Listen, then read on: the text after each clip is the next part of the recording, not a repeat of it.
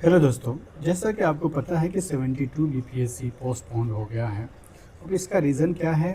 ये अपना सिलेबस में नहीं है। अपना सिलेबस में ये है कि नेक्स्ट आपको क्या करना है और नेक्स्ट डेट आपका जो पता चल जाएगा वो 1 से 2 वीक के अंदर आपको पता चल जाएगा एग्ज़ाम कब होने वाला है। ठीक है? तो 1 से 2 वीक में अब कन्फर्म हो जाएगा कितने दिन का एग्ज़ाम होने वाला है। अब आपको आगे क्या करना है उसके लिए हमने कुछ पॉइंट लेकर आए हैं। सबसे पहला पॉइंट ये है कि आप वीक एरिया जो आपका था अभी जो टेस्ट दे रहे थे, तो उसमें आपको पता चल जाएगा वीक एरिया क्या है। तो जैसे आपका साइंस हो गया, है ना? साइंस हो गया या करंट अफेयर्स है, तो उस पे आपको फ़ोकस करना है, ठीक है? Number 1 point. उसमें मतलब कि अभी थोड़ा-सा ज़्यादा टाइम देना है जब तक डेट नहीं आ जाता है। फिर उसके बाद अगर डेट अगर वो कम दिन है, अगर 20 दिन का टाइम है या आपका 1 मंथ का टाइम है, तो उसके अकॉर्डिंग आप नेक्स्ट प्लान बनाएँगे। सेकंड है जो आपने ये क्योंकि ये फेज़ का जो आपका प्रिपरेशन था वो लास्ट फेज़ था, ओनली 10 डेज़ बाकी थे। अब 10 डेज़ में क्या होता है, एक बस लास्ट रिवीजन करना होता है, आपने सब मैक्सिमम पढ़ रखे होते हैं। तो आपको क्या करना है, इसको छोड़ना नहीं है। अगर फिर क्योंकि अगर छोड़ दिया फिर आपको उतना ही टाइम लगेगा। तो आपको उसी को फेज में जैसे आपको करंट लेते रहते हैं, करंट आपने एडिटोरियल पढ़ा या जो भी सोर्स पढ़े हैं, तो वो 1 ईयर का आपका पूरा सोर्स है, उसको तो जब भी एग्ज़ाम होगा वो तो पढ़ना ही पड़ेगा।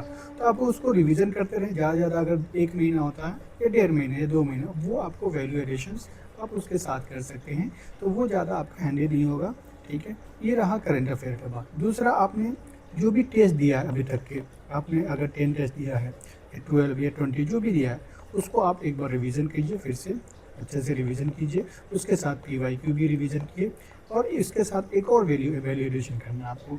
जैसे बीपीएससी का ऑडिटर का पेपर हुआ है ना? एपीओ का पेपर हुआ है, तो उसके जीएस का पोर्शंस आप देखें और उस जीएस को लगाएं पेपर। अब आपको ये ध्यान रखना है कि ये दोनों एग्ज़ाम 72 बीपीएससी और ये दोनों अलग एग्जाम होता है। उस पैटर्न पे उसे देखकर अगर कुछ क्वेश्चन आपको नहीं आता है तो घबराना नहीं है कि टफ पूछ रहा है, क्योंकि अगर अगर दोनों पेपर सेम रहता तो दोनों को कंबाइन करके एग्जाम ले, जैसे बीपीएससी ने बहुत सारे एग्जाम को कंबाइन कर दिया है ना? तो सिमिलर एग्जाम को कंबाइन, इसीलिए इसका एग्जाम पैटर्न अलग होता है ऑडिटर का, और 72 बीपीएससी का अलग होने वाला है। तो वो हो गया। इससे आपको जो ऑडिटर का एपीओ का है, इससे आपको इंसाइट लेना है, ठीक है, कि कहाँ तक के आपका प्रिपरेशन लेवल है। दूसरा, आपको ये करना है कि आप टेस्ट लगाते रहें, जो भी टेस्ट है वो टेस्ट करते रहें, है ना? और जैसे आपने जैसे टेस्ट दिया है या आपको ऐसे आपको ऑब्जर्व होगा कि देखिए आपका साइंस का पोर्शंस है, साइंस में कम मार्क्स आ रहे हैं, तो साइंस में अगर समझिए आपको 18 टू 20 रेंज में थे आप, है ना?